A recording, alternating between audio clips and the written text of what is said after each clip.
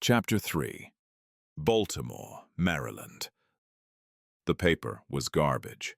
Dr. Michael Pruitt had known it by the end of the abstract, confirmed it by the third page of methodology, and was now on page 11, merely cataloging the specific ways in which the authors had wasted his time. He wrote in the margin, "Sample size of 12 is not robust. It's a dinner party." He underlined the phrase, "statistically significant," and added a question mark so aggressive it nearly tore the paper. Then he leaned back in his chair and looked out the window of his Johns Hopkins office at the grey November sky, wondering, not for the first time, why he'd agreed to peer review anything ever again. The answer, of course, was that if he didn't do it, someone less rigorous would, and then nonsense like this would end up published, cited, repeated in pop science articles with headlines like, "Scientists prove meditation changes your brain," until it became received wisdom, despite being built on a foundation of wet sand. It was exhausting, being the last line of defense against sloppy thinking, but someone had to do it. A knock at his door. Pruitt checked his calendar, no appointments until 3, and considered not answering. But the knock came again, patient and unhurried, and something about its rhythm suggested the person on the other side was prepared to wait. "It's open," he said, not bothering to hide his irritation. The man who entered was not a student. Pruitt could tell immediately. The posture was wrong, the clothes were wrong, the way he moved through the doorway like he was assessing the room for threats. Government. Had to be. Pruitt had done enough consulting work to recognize the type. "Dr. Pruitt." The man closed the door behind him, without asking permission. "Thank you for seeing me. I didn't agree to see anyone. And yet here I am." The man smiled, warm, practiced, the kind of smile designed to put people at ease. It had the opposite effect on Pruitt. "My name is Calvin Kirsch. I work for an agency that... Let me guess, an agency that doesn't officially exist, investigating phenomena that can't be explained, and you need my help because I'm the best in my field." Pruitt returned to his paper, making another note in the margin. "I've had this conversation before, Mr. Kirsch. The answer is no." "You haven't heard what I'm asking." "I don't need to. You're going to tell me about some anomalous data that your people can't explain. You're going to imply it's a matter of national security. You're going to offer me access and funding and appeal to my scientific curiosity." Pruitt looked up. "How am I doing so far?" Kirsch settled into the chair across from Pruitt's desk, uninvited. "You left out the part where I mention you've done government work before. The Hoffman study in 2019. The classified analysis of that incident in Utah. Both of which turned out to be exactly what I said they'd be. Poorly controlled experiments producing spurious results. I found the errors, wrote my report, and went back to work that actually matters." Pruitt set down his pen. "So unless you've got something different..." "Meridian," Kirsch said. Pruitt kept his face neutral, but something flickered behind his eyes, a reaction he couldn't quite suppress. "I've heard the rumors," he said carefully. "Equipment malfunction. Project terminated. Nothing worth investigating. Is that what you heard?" "It's what the official record says." "The official record says a lot of things." Kirsch leaned forward slightly. "What have you heard?" "Unofficially, Dr. Pruitt." Pruitt was quiet for a moment. Outside, a gust of wind rattled the window. When he spoke, his voice had lost some of its edge. 12 subjects, non-speaking autistic children, some kind of synchronization event that the equipment couldn't explain. He paused. "And a researcher who had a breakdown and hasn't been heard from since." "Alan Reyes," Kirsch said. The name landed like a stone in still water. Pruitt's jaw tightened. "You know him," Kirsch continued. It wasn't a question. Knew him. Past tense. We were at Stanford together, back when dinosaurs roamed the earth. Pruitt's voice had gone carefully flat. He was a good researcher, rigorous. Then he got interested in consciousness studies and he waved a hand. We lost touch. You had a falling out. I told him he was wasting his career chasing ghosts. He told me I lacked imagination. The usual. Pruitt picked up his pen, set it down again. What happened to him at Meridian? That's what I'm hoping you can help us figure out. Me? I wasn't there. I don't have access to your data. And frankly, I'm not sure I want it. Kirsch reached into his coat and withdrew a tablet. He placed it on the desk between them, screen up. Before you decide, I'd like you to look at something. Pruitt didn't touch the tablet. What is it? 47 seconds of EEG data from the night of the incident. 12 subjects, monitored simultaneously. Kirsch tapped the screen, and a waveform visualization appeared. 12 parallel lines, each representing a different brain. This is 10 seconds before the event. The lines were irregular, individualized. Normal brain activity, each pattern unique to its subject. And this, Kirsch said, swiping forward, is during. The 12 lines merged into one, not similar, identical. The same waveform, the same frequency, the same amplitude, perfectly synchronized across 12 separate brains in 12 separate rooms. Pruitt stared at the screen. His face didn't change, but his hand had gone very still on the desk. That's not possible, he said. No, Kirsch agreed.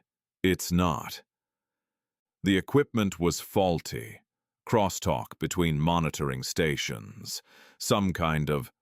That was our first assumption. We replaced every piece of equipment. Ran diagnostics for 3 weeks.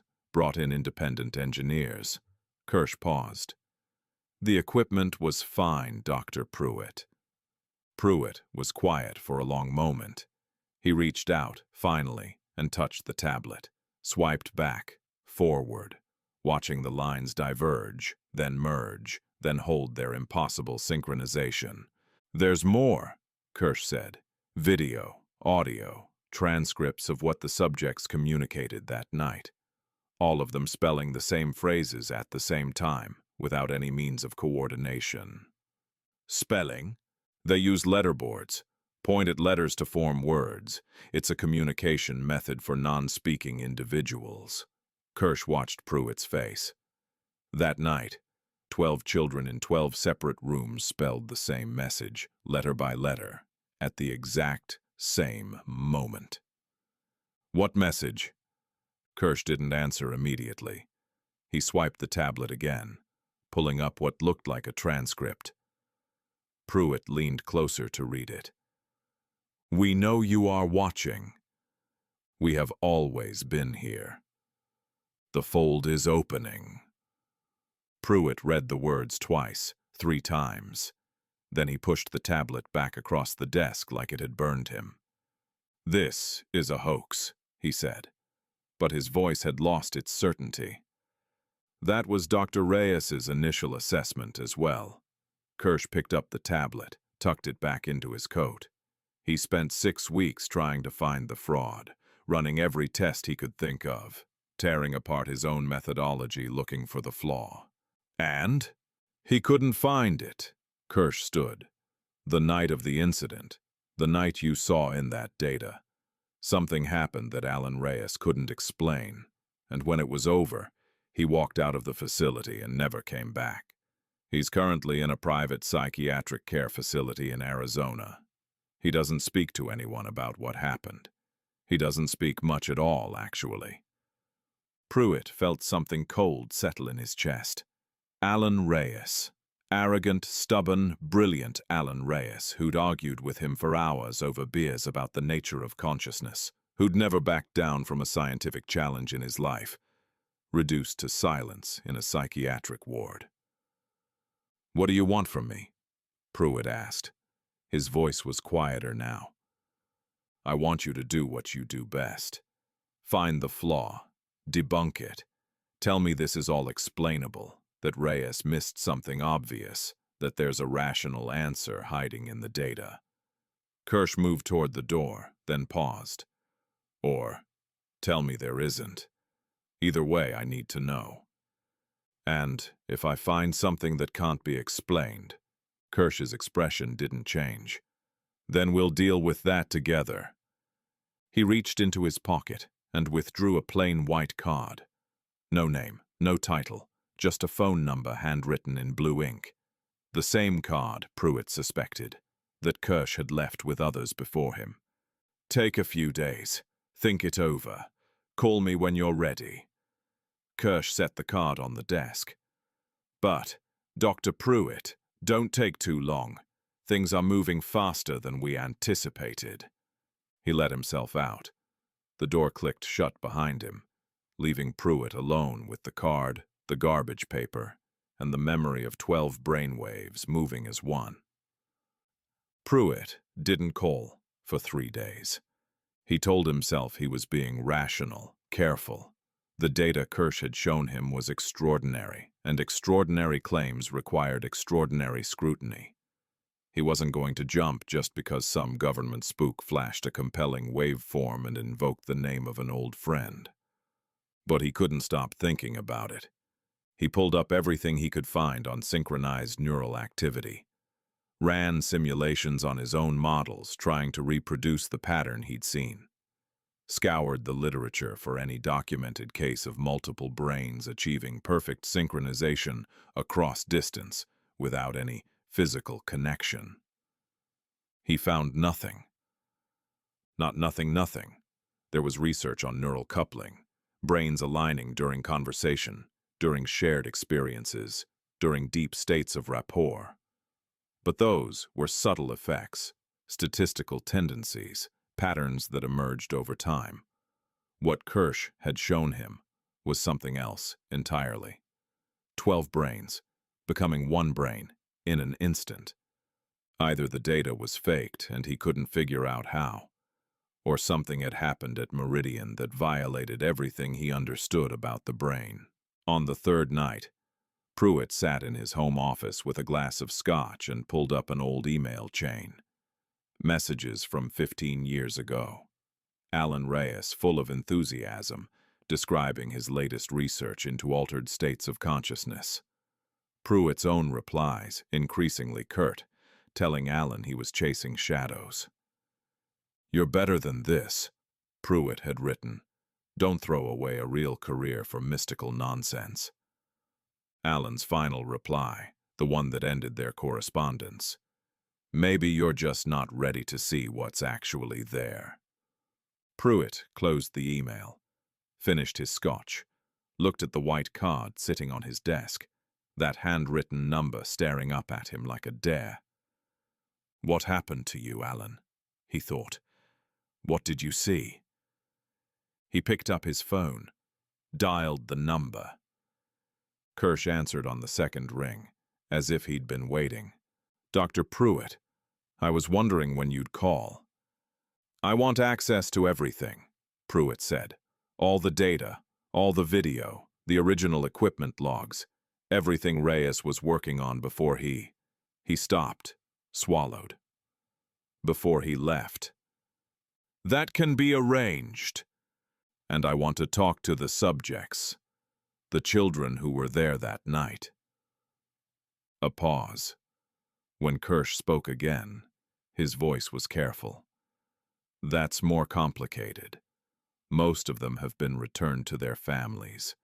We're working on making contact with a few who might be willing to participate in further research." "Further research? You're still studying them?" "Not exactly." Another pause. "Dr. Pruitt, there have been developments since Meridian. The phenomenon isn't limited to those 12 children. It's spreading. Others are demonstrating similar abilities. We're trying to understand the scope of what we're dealing with." Pruitt closed his eyes. This was insane. He was a serious scientist, not some X-Files enthusiast chasing little green men. He should hang up, throw away the card, go back to peer-reviewing bad papers and pretending the world made sense. Instead, he asked, "Where do you want me to start?" "There's a family in Georgia," Kirsch said, "a mother and her 17-year-old son. The boy's abilities are significant, possibly more developed than any of the Meridian subjects. I've already made contact. They're cautious, but they might be willing to talk to someone with scientific credentials." "You want me to fly to Georgia to interview a teenager? I want you to see for yourself what we're dealing with. Then you can tell me if it's real." Kirsch paused. "There's someone else involved, a former researcher named Dr. Helen Marsh. She consulted on Meridian before things went sideways. She's with the family now." "Marsh." The name tugged at something in Pruitt's memory. "I know that name. She's also a neuroscience researcher, right? She had some papers on anomalous cognition that got her in trouble with the mainstream." "That's her. She's a true believer." "She's complicated." Kirsch's tone was unreadable. "But she's been honest about what she's seen. You might find her perspective useful." Pruitt was quiet. Outside his window, Baltimore was dark and still, the bare trees swaying in a wind he couldn't hear. "When do I leave?" he asked. "Tomorrow morning. I'll send you the details." A brief pause. "And, Dr. Pruitt, keep an open mind. What you're about to encounter, it's not going to fit neatly into any model you've built." "That's not a criticism. It's just the truth." The line went dead. Pruitt set down the phone and stared at the dark window, at his own reflection staring back.